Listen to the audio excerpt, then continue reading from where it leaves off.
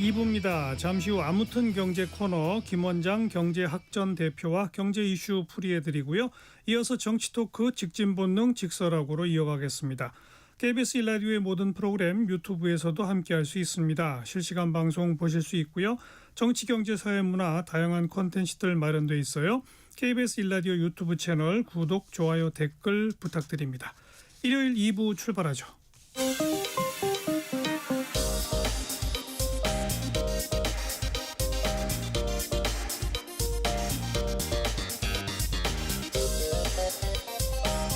팩트체크 진짜 뉴스 정관용의 시사본부 KBS 1라디오 들어보면 압니다. 아무튼 경제 코너입니다. 트럼프 대통령은 집권 1년 내내 제롬 파월 연준 의장을 노골적으로 공격하고 있어요. 최근에는 법무부가 이 연준 본청 개보수 공사와 관련해서 파월 의장에 대한 수사에까지 착수를 했는데요. 자, 경제학전의 김원장 대표 안녕하세요.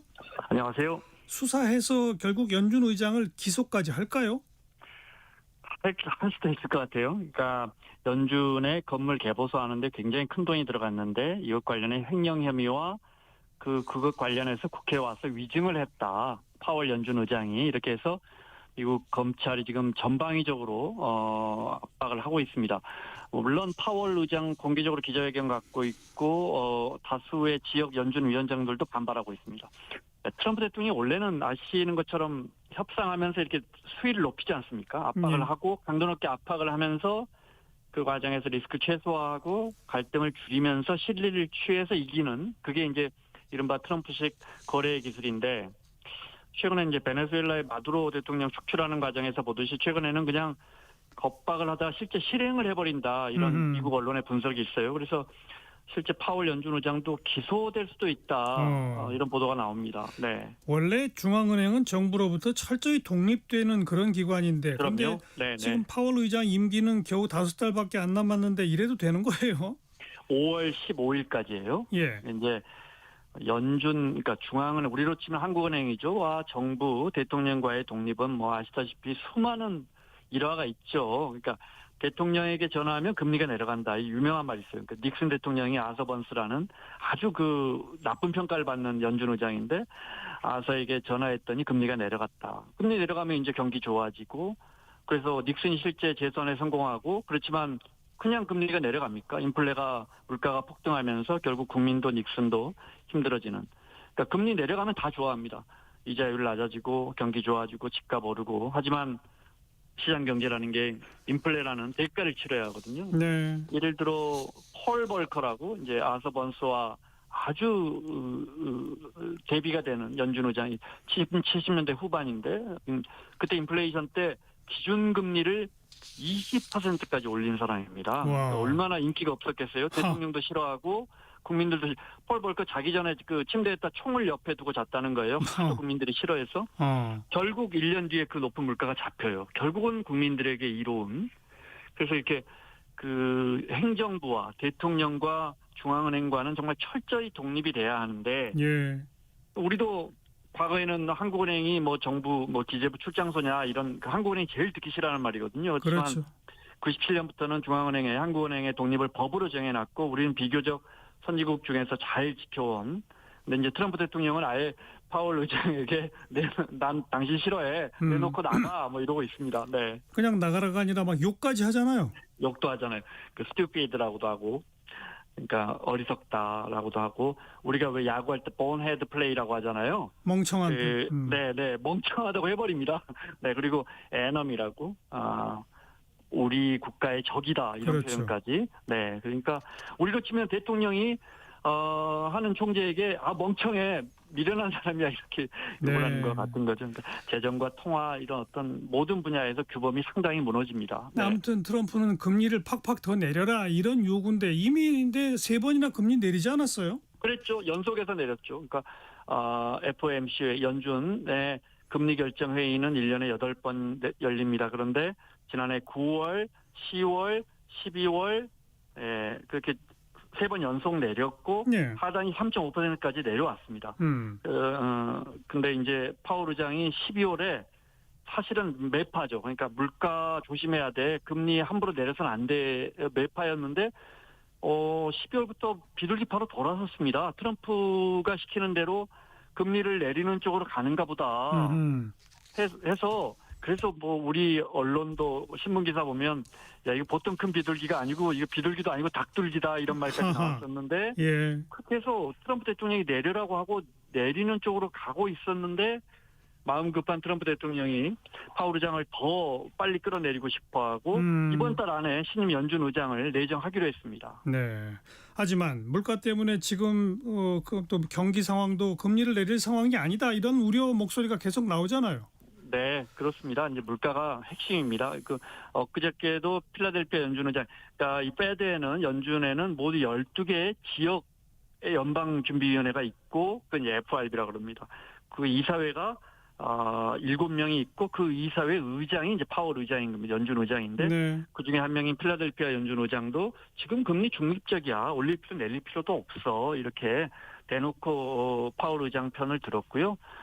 사실은 근데 이제 1기 때 트럼프가 임명한 파월 의장이 물가 압력이 커지니까 그때 금리를 올려버렸거든요. 맞아요. 트럼프 대통령은 그때 금리 좀 내려주지. 그때 금리를 올리면서 경기가 살아나지 못했고 그래서 내가 선거에서 졌다는 생각이 있는 거예요. 그러니까 이번에 분명하게 하고 싶다. 근데 지금 보면 미국이 실업률이 4.4%, 그러니까 사실상 미국은 보통 실업률이 평균적으로 수십 년 동안 5%, 6%였거든요. 그러니까 완전 고용 상태고. 그러니까 실업률과 물가로 이제 기준금리를 결정해야 되는데 3분기에 미국이 성장률이 4.3, 미국은 우리하고 다르게 분기별로 않고 연율 기준. 그러니까 3분기 성장대로만 하면 지난해 4.3%가 성장한다. 아이고. 얼마나 높은 겁니까? 대단히 높죠. 유럽 지금 뭐 1%, 0% 성장하는데 예. 그런데도 트럼프 대통령은 더 낮추고 싶은 거죠. 그래서 지금 이제 하단이 3.5인데 기준금리가 한 올해는 2026년에는 3.0까지 한 2번 정도 내려갈 것 같습니다. 네. 그런데 미국의 기준금리를 내려도 미국의 국채금리는 안 내려가요. 그러면 시장의 대출금리도 안 내려가는 거죠. 국민들의 채권금리는 여전히 안 내려가잖아요. 그러니까 트럼프 대통령이 더 내리고 싶은 거죠. 국민들이 느낄 때까지. 근데 이게 금리를 내려도 안 내려가요. 시중금리가. 보통 10년물 국채금리가 이제 시장금리를 좌우한다 여러 번 설명드렸는데 기준금리를 3번이나 낮췄는데 10년물 국채금리가 4.2%입니다. 옛날 같으면 믿기지 않은 수치입니다. 이게 예. 여기에 비례해서 뭐 주택대출이나 기업들 회사채 발행 금리가 이게 여기에 연동해서 조달 비용이 결정이 되거든요. 네. 그러니까 경기를 살려야 되는데 이게 안 내려가니까 트럼프 대통령은 기준금리를 더 끌어내리고 싶은 거죠. 근데 기준금리 내렸는데 대출금리는 왜 안 내려가요? 이제 우리하고 이건 좀 비슷한데 미국이 훨씬 심합니다. 금리 일단 미국은 트럼프 대통령이 돈을 많이 빌릴 거야. 국채를 많이 찍어낼 거야. 돈을 많이 빌리는 주체는 이자를 많이 줘야 합니다. 시장 경제에서. 그러니까 국채 금리가 올라갑니다. 미국이 국채를 더 발행할 거야. 이것도 있고 근본적으로는 물가가 상당히 불안한데 금리를 더 내린다고 지금도 내렸는데 또 내린다고 그러면 언젠가 물가가 튈 건데 5년 후 10년 후에는 그러면 그거 못 이기고 금리를 다시 올리겠지. 그러면서 장기채 금리가 내려가지 않는 겁니다. 그때 가면 금리가 또 오를 거라고 보고 시장에서 장기채 금리가 안 내려갑니다. 안 내려가거나 올라가 버리면 트럼프 대통령은 급하니까 또 기준금리를 내리고 싶은 거죠. 네. 장기적으로 보면 어차피 또 올라갈 거니까 지금 내릴 필요 없다 이런 거로군요. 그렇습니다. 네네. 자, 근데 우리 금통위는 이번에도 금리를 동결했죠? 그러니까 우리도 이제 우리 언론이 진퇴양난이라고 쓰더군요. 그러니까 우리도 미국처럼 1년에 8번 금리를 결정합니다. 그래서 근데 벌써 5번 연속 2.5에 멈춰 있습니다. 동결했습니다. 미국과 여전히 1%포인트 금리 차가 납니다. 경기는 골목 상권이 워낙 경기가 안 좋아서 금리를 내려야 하는데 물가도 물가지만 우리는 부동산이라는 돈이 풀리면 부동산이 먼저 올라가니까 이것 때문에 또 가계대출도 선진국 중에 우리가 유독 가계대출 비율이 높기 때문에 여기서 금리를 낮추면 가계대출이 더 높아지기 때문에 진퇴양난이다. 네. 그동안 우리 금통위는 상황을 보면서 금리 인하를 결정하겠어 이랬는데 이번 금통위 12월 금통위 때는 금리 인하라는 단어도 빠져버렸습니다. 그러니까 지금 우리가 이제 3.5가 제일 높았었는데 2.5까지 내려왔는데 계속 내려서 사실상 이제 다 내려왔다. 이 시장 평가입니다. 네. 네. 그런데 뭐 부동산 가계 대출도 있지만 환율을 또 생각하면 네. 우리 돈의 가치를 높여주는 금리를 올려야 환율이 떨어질 거 아닙니까? 그렇습니다. 환율이 다시 1,470원까지 오르고 있는데 그러게요. 그러니까 이제 모든 돈은 이자율 더 주는 곳으로 향하니까 우리 돈값을 올리려면 우리가 이자율을 더 줘야 됩니다. 그래서 그렇죠. 금리를 올려야 되니까 예. 그러니까 지금 우리는 사실은 금리를 내려야 하니까 더 내리기 이런 것도 더 내리기 어려운 이유 중에 하나가 되는 거죠. 게다가 예. 우리도 금리 동결했는데 동결한단 말 나오자마자 또 시중금리가 코픽스 금리라 그래서 은행들이 돈을 조달하는 여러 방법이 있는데 평균적으로 얼마에 빌려왔니? 거기 그걸 코픽스 금리라 그래요. 그 평균값이 오르고 있습니다. 그러니까 요게 오르면 또 대출금리 이런 게 더 조금씩 올라가죠. 그렇죠. 네.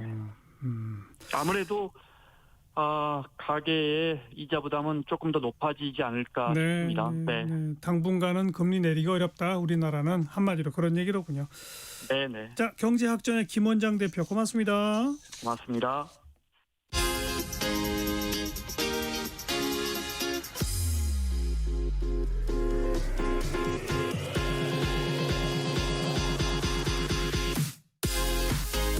대한민국 시사의 중심 토요일 일요일 낮 12시 10분 KBS 1라디오 정관용의 시사본부.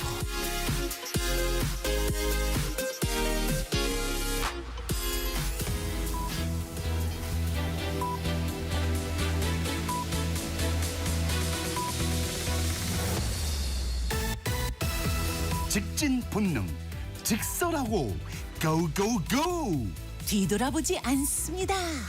정관용의 시사본부.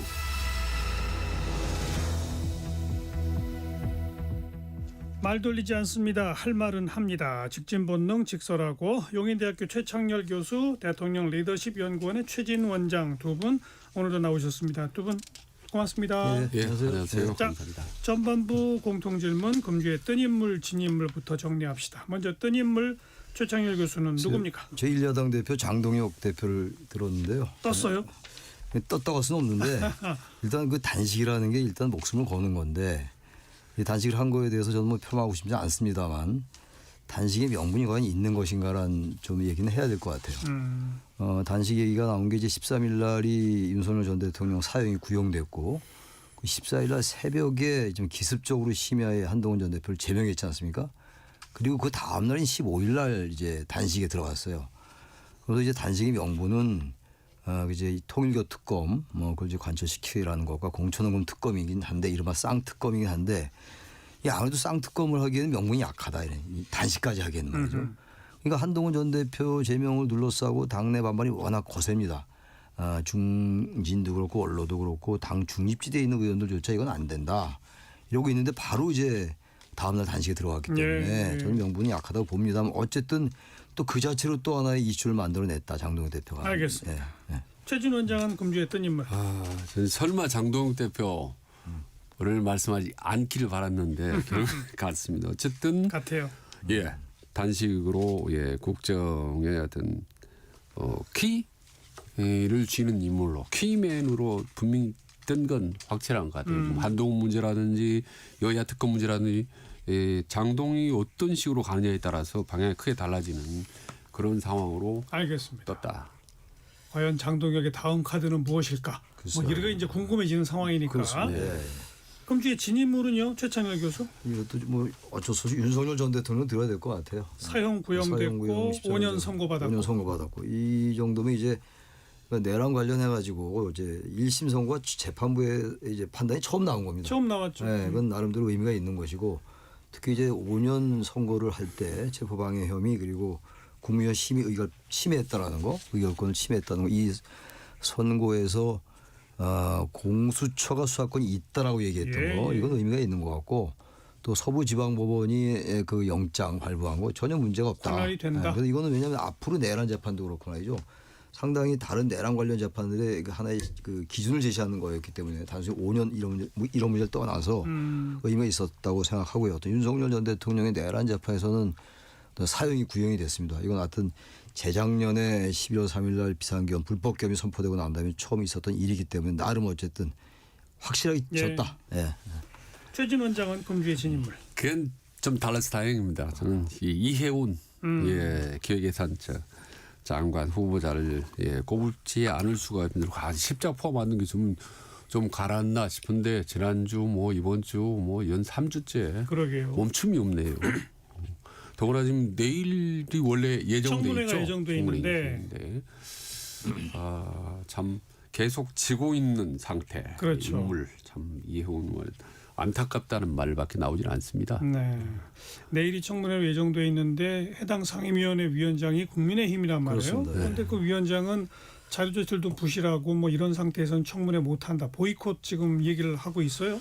그러면 더불어민주당은 혼자 그냥 단독 청문회 하나요? 근데 이제 간사가 할 수는 있다고 합니다. 국회 법상에 간사가 할 수 있는데 그렇게는 안 할 것 같아요.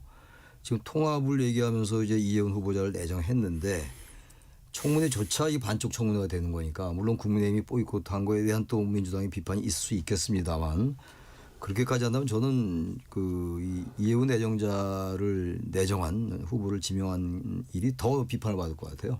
이번 이해운 후보자는 제가 봐도 이쯤 되면은 뭐 본인이 철회 전혀 안 하겠죠. 사퇴 안 하겠습니다만 청문회 가고 난 다음에 이제 스스로는 저는 사퇴되지 않느냐 봐요. 이런 상태로 어떻게 장관할 수 있겠어요. 게다가 청와대의 입장도 일단 청문회 보자. 소명 지켜보고. 지금까지는 그런 입장이었죠. 지켜보고 국민의 판단에 따르겠다 이런 기조이기 때문에 무조건 그런데 청문회를 못 해버리면 어떻게 돼요? 청문회 못하면 연기돼서 하겠죠. 연기되면 다시 나를 잡아야 되겠죠. 그럼 만약에 내일 19일이 내일인데 내일 안 하게 되면 여야가 다시 나를 잡든가 이렇게 해야 되지 근데 않겠습니까? 그 정도로 이렇게 어떻게 보면 이제 도중하차 여론이 거세다라는 거세죠. 말씀 맞다면 청문회 정도 열어야 되는 거 아닙니까? 글쎄요. 글쎄요. 특히 야당 입장에서는 안 열 이유가 별로 없어 없죠. 보이는데. 그리고 과거에 뭐 자료 뭐 부실했다는 건 한두 가지였습니까? 그걸 다 청문회 열었거든요. 맞아요. 그리고 추미애 법사위원장이 말이죠. 편파적이다. 이렇게 하는데 지금 이분 여기는 뭐 국민의힘 소속이죠. 위원장이. 개혁진 위원장. 그래서 이비자 의원. 또 야당식 또 편파 상임위원회 운영이다. 이런 비판을 받을 수 있는데 상임위 자체를 이렇게 위원장이 보이콧한다라는 건 난 좀 납득하기가 힘들다는 생각이 들어요. 그래요, 맞아요. 전략적으로도 뭐 별로 바람직하지가 않은 것 같고. 청문회를 하고 국민의 여론이 뭐 부정적으로 돌아설 가능성이 전 높다고 보는데 그리고 나도 여론이 계속 들끓고 또 의혹이 더 나오고 이러면은 그때 야당이 더 이제 칼자를 질 수가 있는 건데 저는 굳이 청문회를 보이콧한다고 또 이슈를 또 그리로 가게 글쎄 되거든요. 말이죠. 그 이유가 없는 것 같아요. 참 전략적 판단이 좀 다른 것 같아요. 생각이. 저는 가만히 놔두면 이 모든 정치적 부담이 고스란히 이제 이재명 대통령한테 옮겨갈 텐데 지금 청문회 자체를 열지 않겠다고 하는 바람에 이 부담이 고스란히 지금 그 여당 그러니까 국민의힘 소속 상임위원장에 좀 맞춰져 있는 거죠. 이미자 상임위원장. 그러니까 두 분 생각은 청문회 열고 그렇죠. 국민 여론은 별로 이렇게 복구되지 않을 것 같으니까 자진 사퇴하거나 지명 처리하거나 처리하는 이쪽으로 갈 수밖에 없다. 두 분 다 비슷하게 생각하시는 거예요? 그렇게 그러나 생각합니다. 그 플러스 알파를 하는 거죠. 그럼에도 불구하고 통합이라는 의미를 반드시 살리고 싶다라고 해서 이재명 대통령 강행을 한다면 그건 몫을 감당을 해야 되는 거죠. 모든 부담은 대통령이. 부담을 그래서, 지고라도. 왜냐하면 지금 이 사안은 너무 부담이 크다. 이후 여러 가지 통합 행보와 통합 인사를 해야 되기 때문에 그렇죠. 여기서 저는 도중 하차해버리면 아마 이후의 통합 인사란 통합 행보가 상당히 어려워질 아니 걸요. 근데 권오을 전 의원이라든지 예. 이석연 전 법제처장 이번에 국민통합위원회 이분들에 대한 얘기는 아무도 없었어요. 그 인사를 잘못됐거나 비판하지 않았다고요. 그렇죠. 이해운 후보자는 이건 통합의 문제가 아니고 도덕성의 문제예요. 이건 말 그 자체가 말이 안 돼. 통합하고는 전혀 그 단계가 아닌 거죠. 레벨 자체가 디멘션 자체가 그게 아니다. 이건 청와대에서 전 국민의 뜻에 따르는 판단을 하지 않을까 생각합니다. 그러니까 통합 인사에 어떤 강행에 따른 득실 최종적으로 이재명 대통령 결단을 내리고 본인이 모든 부담은 감소하라라고 말씀드리고 싶어요. 네. 그러니까 도덕성 논란이 매우 심각하다는 건 최진 원장도 인정하죠. 인정합니다. 인정하지만 그럼에도 불구하고 그 도덕성 논란의 책임을 이재명 대통령이 감싸 안으면서 통합의 의미를 강조하겠다는 의지를 보이면 뭐 그건 그럴 수도 있다. 그렇습니다. 이렇게 보시는 거예요. 그렇습니다. 저 생각이 다르네요. 조금 다르죠. 예. 좀 많이 다르네요. 알겠고요. 아까 윤석열 전 대통령 금주의 진인물로 꼽으면서 사형 구형 그다음에 5년 선고 언급하셨는데 무기징역과 사형 두 가지가 있는데 사형을 구형할 거라고 예상하셨어요? 전 예상했습니다. 예. 전 법률가는 아닌데 왜 예상을 했냐면 이게 선고가 아니잖아요. 이게 이제 구형이죠, 구형이기 때문에 그리고 이 다른 사안 같으면 무기징역을 할 수 있는데 이 사안이 워낙 중차대한 내란 혐의입니다. 친위 구태타고 예. 그 검찰 특검의 구형처럼 자신의 권력을 유지 강화하기 위한 장기 집권을 위한 획책이었다고 보고 있는 거예요 지금. 나중에 재판부의 생각은 모르겠습니다만 게다가 79년도 80년도 79년도에 11.6대 비상계엄이 선포되고 80년도 5월 17일 날 비상계엄이 전국으로 확대됐어요. 5월 17일 날 24시에 말이죠. 제주도까지. 그때하고 45년 흘렀어요. 그럼에도 불구하고 이런 그야말로 짓을 했다. 예. 미래에 이거는 정말로 어떤 징계를 하지 않으면 이게 유성룡이 얘기한 징비록처럼 말이죠. 임진왜란 이후에 나온 그 책처럼 전 반드시 그 특검이 이건 선고를 재판부가 어떻게 하든 말든 사형을 구형했어야 된다고 봤고 최고형 구형이 맞다. 최고형 맞고 그리고 예. 그렇게 예상을 했던 겁니다. 예. 네, 저는 이제 윤석열 전 대통령이 뭐 반성의 기미를 안 보인다는 건 뭐 다 아는 사실인데 그걸 한참 뛰어넘어서 대단히 공격적인 태도로 나오고 있는데 맞아요. 근데 이거를 구형조차 사용을 하지 않는다면 국민 정서하고 상당히 배치될 수가 있다는 문제고 또 하나는 어떻게 보면 이제 형량 형평성 문제인데 잘 아시다시피 이제 박근혜 전 대통령이 국정농단이다 해서 처음에 구형을 30년을 받았습니다. 예, 예. 근데 최종 선고가 24년을 받았단 말입니다. 맞아요. 거기에 비하면 지금 생각해보고 더 되돌아보면 윤석열 대통령 같은 내란 혐의에 비하면 사실 박근혜 대통령 이거는 너무 가벼운 거예요. 어떻게 보면 지금 생각해 보면. 그렇죠. 근데 30년을 받았거든요. 알아요. 예. 그리고 보이소나루 대통령, 브라질 대통령 여러 번 말씀드렸잖아요. 비슷합니다. 이 혐의가 대통령이 직접 군인들하고 친위 쿠데타 하면서 하려다가 군인들이 반대하는 바에 무산됐는데 이게 27년형 받았습니다. 네. 1심에 선고받았어요. 바로 톡됐는데 어차피 사형에 구형받으면 이거 점점 내려가지 않습니까 사실. 그러니까 사형 구형하면 무기징역 선고가 예상된다. 뭐 이런 전 정도 선고도 사형이 나올 수 있지 않나. 나올 수도 있어. 왜냐하면 전두환 같은 경우가 사형 선고 1심 받았어. 사형 선고 받았어요. 그 2심에서 무기징역으로 가능했던 거였고. 근데 이렇게들 얘기할 수 있죠. 그 전두환 사람을 죽이지 않았느냐. 이건 사람을 죽이지도 않았고 근데 왜 그 아무래도 선고는 무기징역으로 하는 게 맞지 않냐 그렇게 할지 모르지만 시기를 따져보면 그건 80년도였어요. 예. 이건 2025년도, 2024년도고 예. 시간이 이렇게 흘렀는데도 불구하고 이 부분을 또 나중에 감형이 될 때 감형이 되더라도 경감이 되더라도 이거를 1심에서 사용을 안 하고 무기징역을 한다? 그럼 2심에 가면 무기징역이 또 20년을 줄어들 거 아닙니까? 아니 못 줄여요. 물론. 내랑 우두머리죄는 무기징역, 이제 사형 무기징역 무기인 거니까. 그러니까요. 근데 나중에 이제 감경 효소가 있으면 줄 수 있다고요. 감경을 할 수 있거든요. 복역하다가 하다가. 중간에. 그래서 저는 1심은 아직 무기징역이라고들 말씀들을 하는 것 같은데 저는 1심도 사형 선고 나올 가능성 없지 않다. 나 있어 생각. 주로 이제 방금 이제 뭐 법적인 문제를 말씀하시는데 저는 이제 정치적인 문제 더 중요한 거는 역사적 의미가 크다고 봐요. 징비록 말씀하시지 않습니까? 근데 첫 구형조차도 사형이 아니라면 역사적으로 상당히 많은 문제가 있어 보인다. 이 어떻게 보면 예. 군사 구태사나 다름없는 건데 최소한 첫 구형 정도는 사형. 사형을 하는 것이 역사적인 의미도 상당히 있다고 보는 거죠. 예. 그리고 그 체포방해 등등에 대해서 징역 5년형이 선고된 거는 내란에 대한 판단을 내린 건 아니지만 아니죠. 예. 비상계엄의 불법성이라고 하는 것을 명확히 사법부가 첫 번째로 인정한 거 아니겠습니까? 그렇게 되면 이게 내란 재판에도 분명히 영향을 미칠 수밖에 없는 거 아니겠습니까? 그럼요. 앞으로 줄줄이 있을 그 내란 관련 재판들의 아주 중요한 하나의 지렛대죠. 지렛대고 지향점이 될 겁니다. 아마. 특히 아까도 잠깐 말씀드렸습니다만 공수처가 수사권이 없다라는 예. 게 그 형식 법논리를 꾸준히 제기했던 이른바 법꾸라지들의 행태고 가장 기본 논리였어요. 그 영장 발부 자체가 잘못된 것이다. 서부지법의 영장 쇼핑을 한 것이다. 이런 얘기를 계속했던 거 아니었겠어요. 그런데 그분을 명확하게 선을 그었죠. 잘못됐다고 얘기를 예. 했거든요. 두리뭉실 넘어가지 않았어요. 그 자체가 잘못됐다. 그리고 공수처 수사권이 있다. 이렇게 얘기했기 때문에 더 이상 말할 근거가 없어진 거예요. 1심 예. 5년 선고 내리면서 말이죠. 예. 그러니까 내란 혐의가 이제 최종적으로 입증이 되고 사형 구형으로 가려면 두 가지 첫 번째 관문이 있어요. 하나는 의결, 국민 의결의 절차. 그렇죠. 이거 문제 하자가 있다고 판결했지 않습니까? 또 하나는 윤석열의 체포.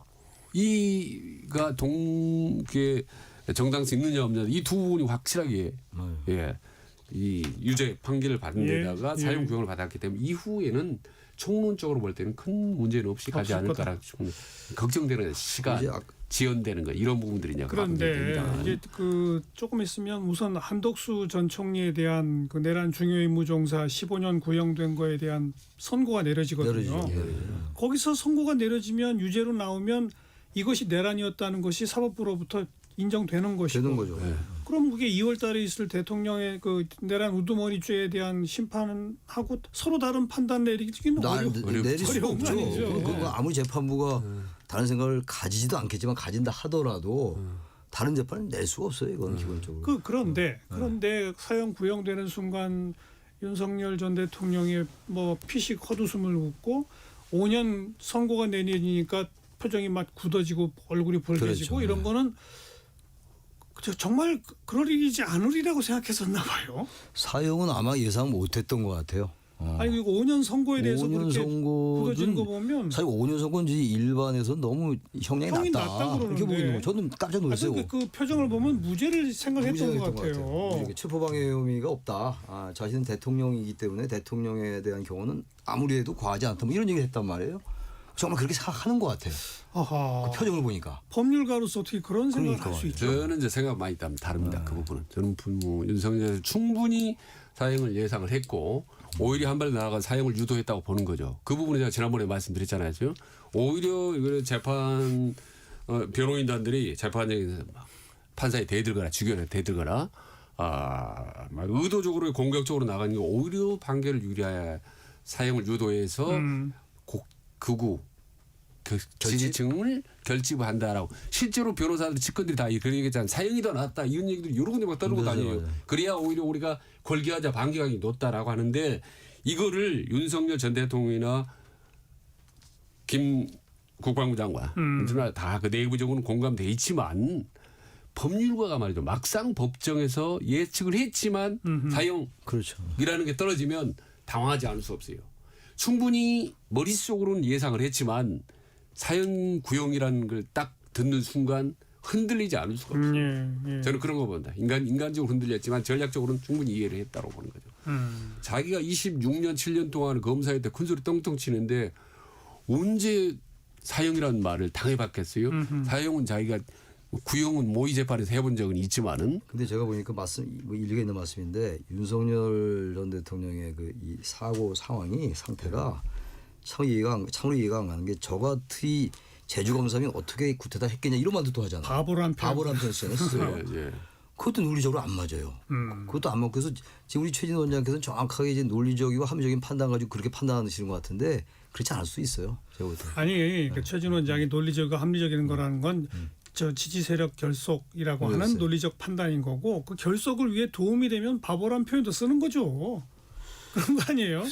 정서적으로 흡수하는 표현이죠. 자기 자신이 계엄을 선포해 놓고 대통령의 신문을 했던 건데 나 같은 바보가 그거나 했겠습니까라고 하게 그래야 형량이 이제 감형 아니 형량 문제가 아니라 바보라는 표현까지 쓰면서 자기 지지 세력에게 흡수하는 거죠. 없어서 뭘 얻으려고 그럴까요? 이건 그 계엄이나 쿠데타가 아니다라고 하는 믿음의 확신을 주는 그렇죠. 거죠. 그런데 나는 사형 구형을 받았다. 억울하다. 근데 이렇게 그래서 하는 거죠. 남는 게 뭐냐 이런 게 또다시 윤호개인 정말 다시 출마할 것도 아니고 못 하는데 그나마 지푸라기라도 잡자는 거 아니겠어요? 글쎄요. 근데 그게 전 정상이 아니라고 생각하는 거예요. 물론 그렇죠. 정상이 근데 아니죠. 본인이 근데 옛날부터 재밌는 거는 바보란 표현을 많이 썼어요. 걸핏하면 제가 바보입니까? 경선 때도 그렇고 대통령 되고 난 다음에도 그렇고 김건희 여사도 꼭 바보 같아 이런 얘기하고 요번 최우진이도 바보 얘기 나오더라고요.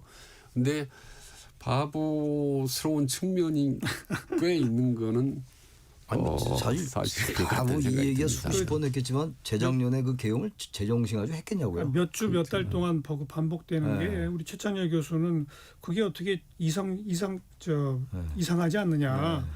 우리 최준 원장이 계속 이 방송에서 하시는 말씀은 이상한 것을 해설해 주는 거예요. 왜 그렇게 이상한지. 그렇죠?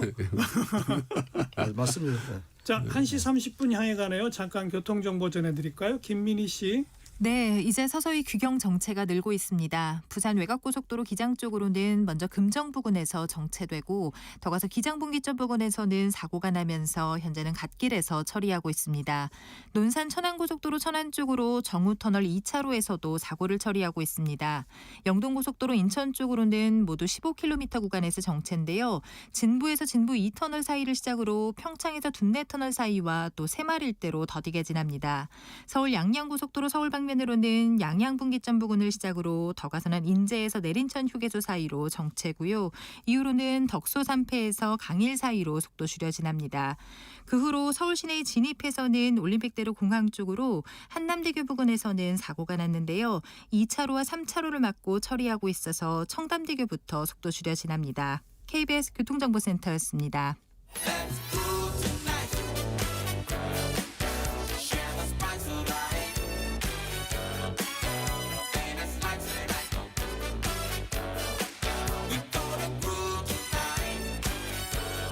국민 MC 정관용. KBS 1라디오 정관용의 시사본부. 들어보면 달라요.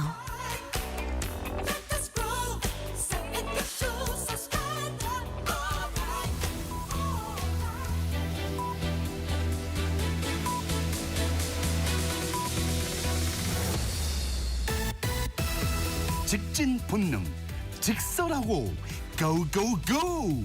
뒤돌아보지 않습니다. 정관용의 시사본부.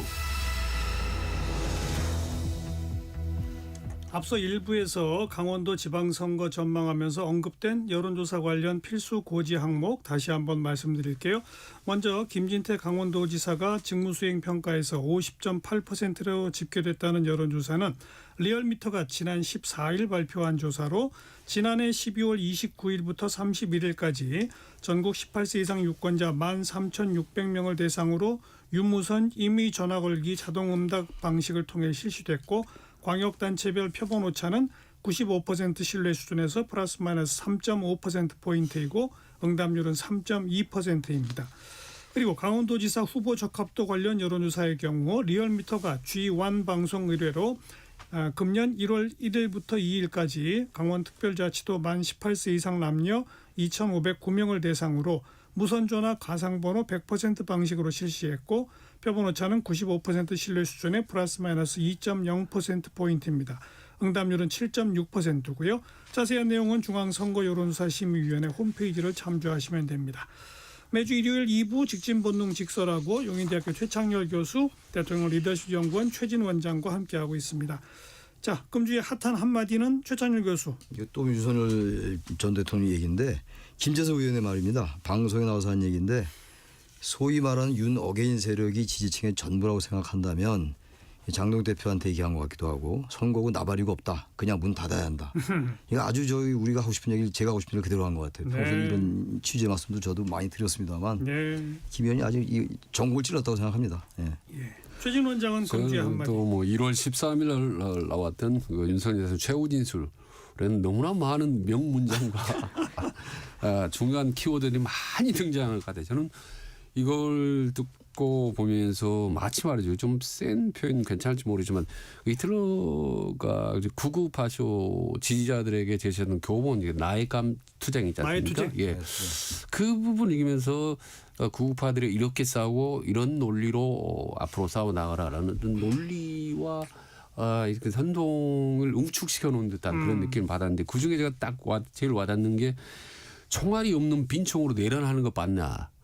아니 그때는 다 총알이 있는 줄 알았지 않습니까? 그리고 실제로 실탄을 전부 준비해 갔었고 그럼요. 삽탄만 못했을 뿐이지 이 부분을 되게 강조하는 게 너무 참 어이가 없다라는 말 듣고 그리고 이제 그 나온 단어들 최고 진술 보면 정말 셉니다. 아마 앞으로 전무후무할 거예요. 이렇게 특검을 향해서 한 말인데 광풍, 광란 이런 건 아무것도 아니고 칼춤, 이리떼들의 내란몰이, 그다음에 토끼몰이식 수사 기소, 망국적 폐학 이런 정말 아마 두 번 다시 대한민국 대통령 입에서 이렇게 이 센 거친 단어들이 아마 튀어나오지는 않을 것 같다는 생각이 듭니다. 네.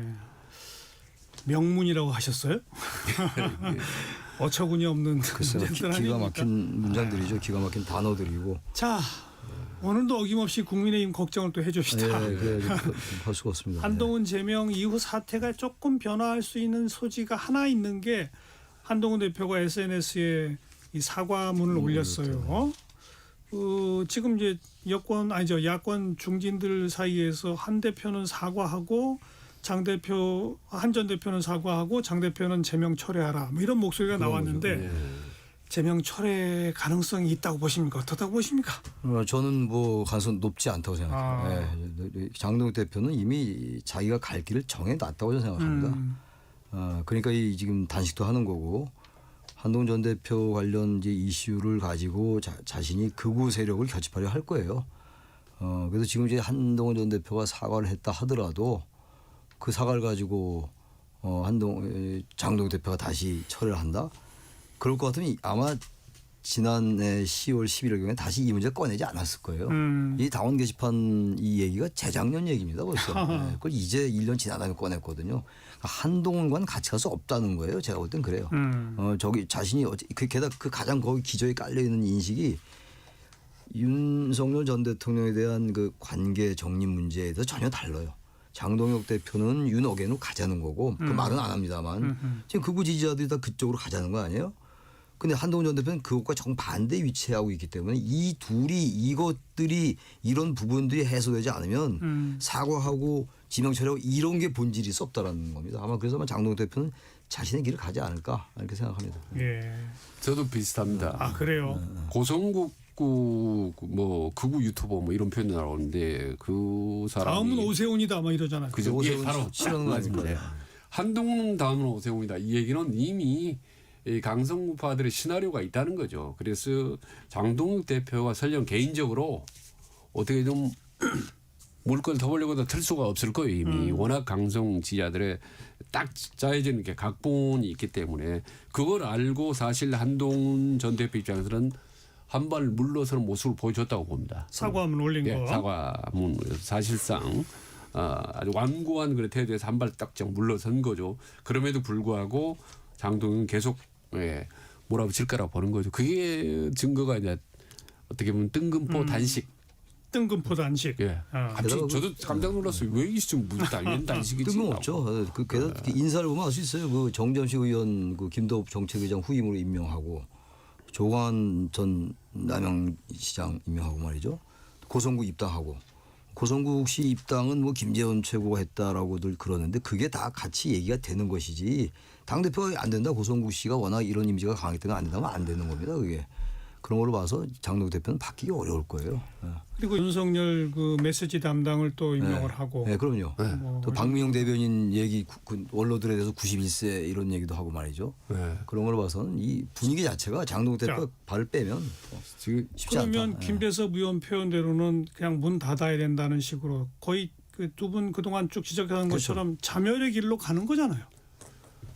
아니죠. 그건 이제 우리들 입장에서 볼 때 그러는 거고. 아니 그 정당이라는 게 선거에서 승리해야 존속할 수 있는 건데 자멸의 길 아닌가요? 아니 또 제가 반복하는데 어차피 질 거를 알기 때문에 이후 살 길을 모색하고 있다는 거니까요. 장동훈 입장에서는 지금 20세기에는 국민들을 위한 투쟁으로 통했는데 21세기에 와서 통하지 않는 게 3대 전략이 있는데 야당의 말이요. 그게 이제 삭발이고 단식이고 장외투쟁입니다.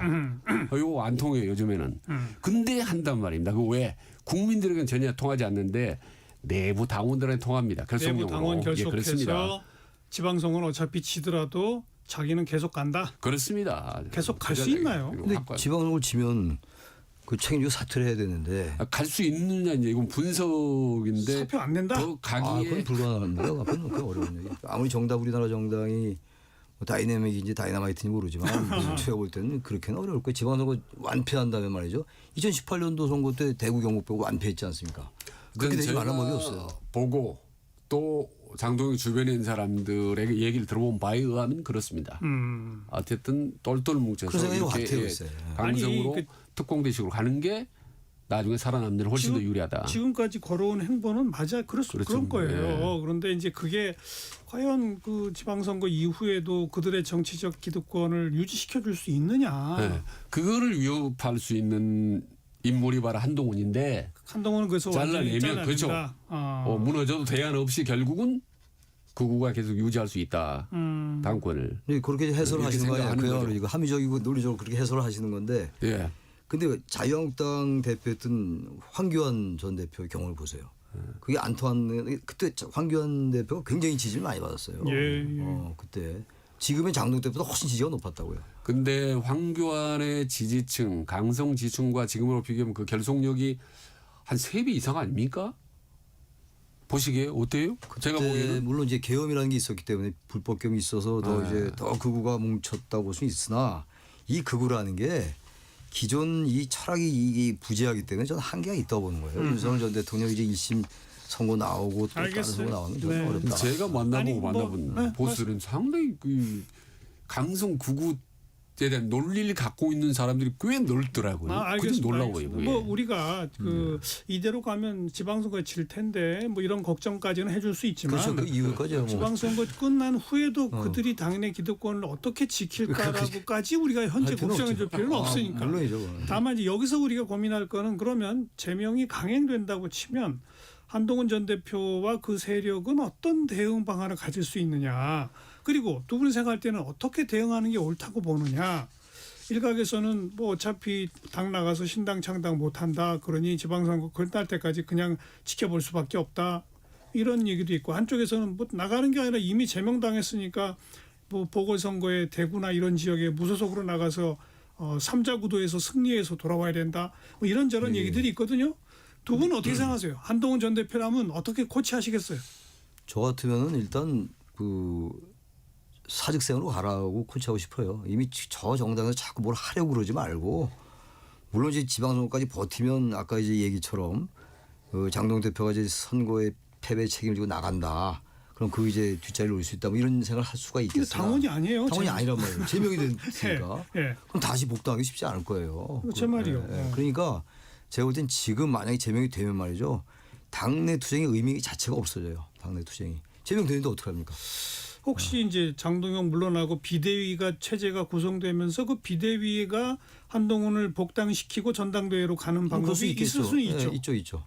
그러기 위해서라도 지금 만약에 제명 조치가 끝까지 취해지면 당과는 어느 정도 선을 그으면서 이런 정당 할 수 없다라고 전 그래야지 그때도 비대위에서 복당시켜서 할 명분도 생긴다고요.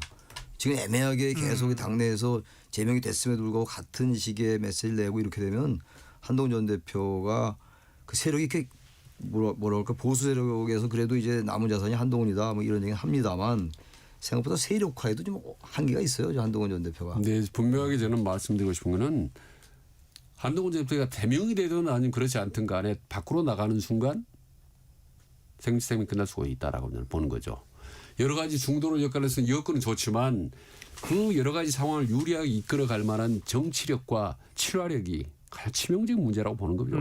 그래서 어찌되었든 힘들어도 비바람 받고 제명당하든 저는 당에 계속 붙들고 당에 있어야 본인이 후위를 도모할 수 있고 그래서 거기서 어떻게 보면 수치라는 치욕을 감수하면서 네. 계속 때를 노리면서 알겠어요. 친화력을 발휘해서 하나하나 사람들을 끌어모아서 영역을 넓혀가는 것. 근데 왜 그러니까 무소속 출마도 안 된다는 거죠.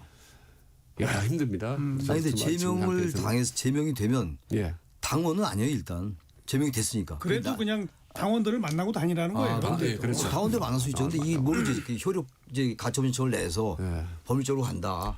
근데 최창렬 교수는 그럼 무소속 출마도 해라. 전 승부를 걸어라. 그런 일단. 거죠? 그렇게 해야 돼요. 그렇잖아요. 예. 지금 장동혁이 제일 걱정하는 걸 거 지방선거 할 때 지원 유세 다니는 거야 한동훈. 이걸 제일 두려워할 거라고요. 본인이 출마를 못하게 하는 게 1번이고 그러니까 한동훈 전 대표가 무슨 원내 진입하더라도 무슨 어떤 지역에 총선 출마하거나 단체장 출마하는 것을 막는 게 1번이고 근데 이거는 이제 성공할 것 같아요. 근데 만약에 제명을 하지 않을 거고 돌아다니는 지원 유세하게 되면 계속 또 넓혀줄 거 아니에요. 영역을. 이것까지도 사단한데 그렇다고 해서 밖에 뛰쳐나가서 무소속 출마를 감수하기에는 아니 결속력이나 과거에 여러 가지 홍준표 여건이 전 대구시장도 그렇게 했었던 적이 있었고 예.